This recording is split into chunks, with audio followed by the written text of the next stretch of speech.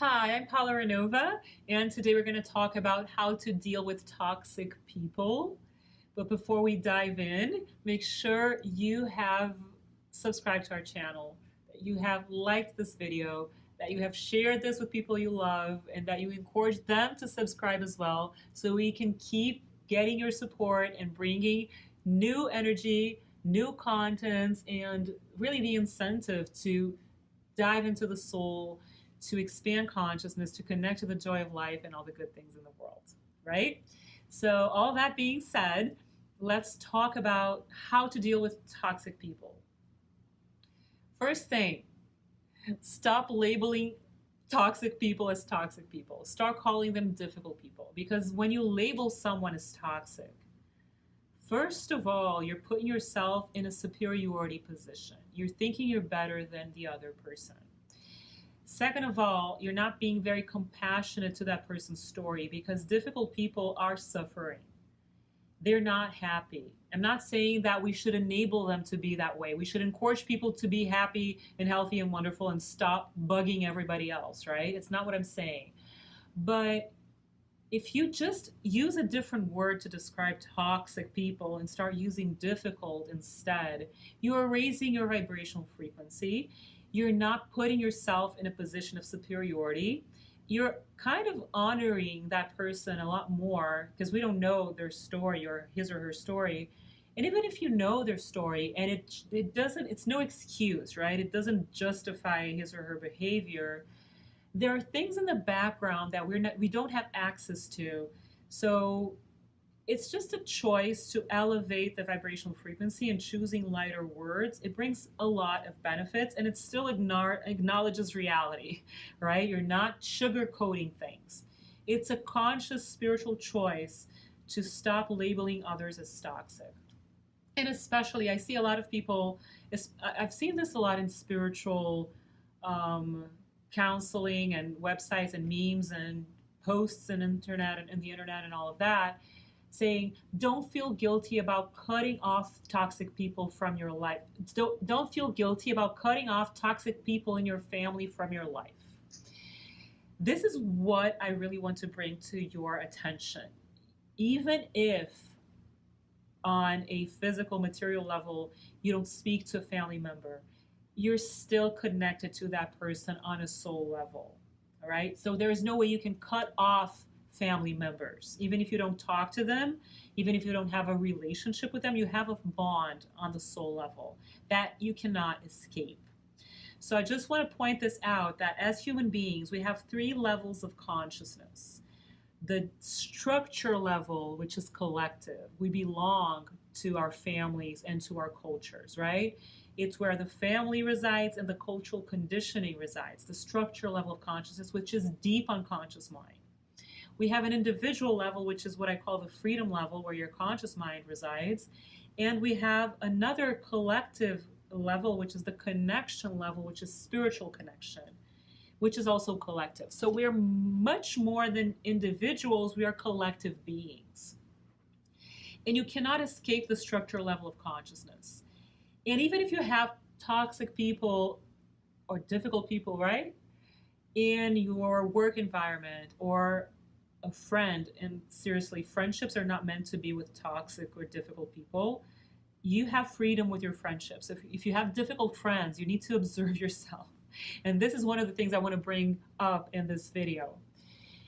The difficult people that come into your life on a professional level or friendship level in your social life are actually mirror images of your family members. And if you have difficult family members, and know this is not easy for a lot of us, they are mirror images of your inner world. They're aspects of who you are. So every challenge in the external world is actually a gift from consciousness. It's a language of consciousness that's showing you what's inside you. So we are unaware of a lot of our unconscious contents, of what resides in the deep unconscious mind and the subconscious mind. And life gives us consciousness gifts by placing people in our lives. Some are wonderful, some are difficult. And the difficult ones, especially the family members, are there to teach us something. about ourselves, even if it's how to set healthy boundaries if you don't know how to do that. So when I say look at your family or difficult family members as gifts from consciousness and know how to deal with them, respect their pain, set healthy boundaries. I'm not saying you should start living with the person or even talking to them if you don't feel like that's going to be very healthy for you. I care about what's going on in your heart, how judgmental you are, the darts of negative energy that you are sending towards people that bother you. Start softening that kind of energy. Start observing more instead of judging. Choose a lighter word to describe that person and stop engaging in their difficult vibrations, or a lot of people call it toxicity, right? The more annoyed you get with people who challenge you, the more judgmental you get, and the more verbally accusive you are, the less you're going to be progressing in the elevation of your vibrational frequency in your personal growth path and your spiritual growth. So, if there are difficult people in your family, that belongs to you. And even if you run away to the deserts of a remote country, it's not going to change, because you're either going to isolate yourself and not have relationships, or you're going to attract people in your social life that resemble the difficult family member until you deal with the root cause of the problem, which is the difficult family member, and understand why that person's there, what kind of experiences that person has had that has turned him or her into that. So start observing the quality of the energy of your family. And if it's not easy to deal with, that's also your responsibility, right? I'm not saying you should take care of difficult family members. I'm saying that the more you develop awareness about difficult people in your family, the more you know yourself. And the more you can even protect yourself from them on an energetic level, setting healthy boundaries. And I'm telling you, healthy boundaries are not set with judgment, are not set with harsh words to describe other people, labeling them as harsh. You know what I mean? You want to observe this in silence to understand it better. And then you become a lot more immune to that vibration. The more you run away from difficult people in your family, the more they're going to turn up as similar energies in your work environment, in your social environment, right? If you tend to choose difficult friends, you are unconsciously bonded to an energy in your family that you want to avoid. It's going to come up in your life, in your social life, if you don't deal with it at the source of the problem. Is that making sense? So, how to deal with difficult people? First thing, stop calling them toxic for your sake more than anything else. Second of all, make an effort to have compassion for their story, because difficult people are in pain. And I'm not saying, again, that you should enable these people, that you should justify what they're doing, be condescending. It's not what I'm saying. Just observe in silence and try to expand your consciousness about their story. Third of all, set healthy boundaries, which means it doesn't mean running away from them. If you run away from someone or a situation, it's because you don't know how to set boundaries. So face the situation and deal with the person, if you can, in a way that does not encourage them to be difficult with you.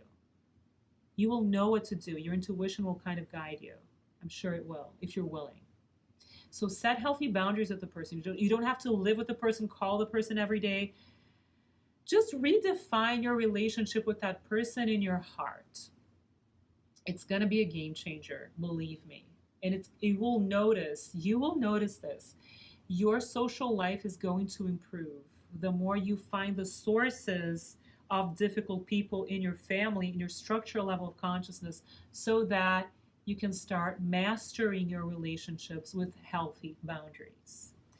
And another suggestion that I know is not easy, and a lot of people are going to say, you are insane, I can't do this, this is beyond my capacities. Just try it, okay? silently, anonymously, from a distance. Send unconditional, impersonal love to the people who are difficult in your life. Even if they have hurt you or wounded you, I know this is not an easy practice, but it does pay off. It's worth doing.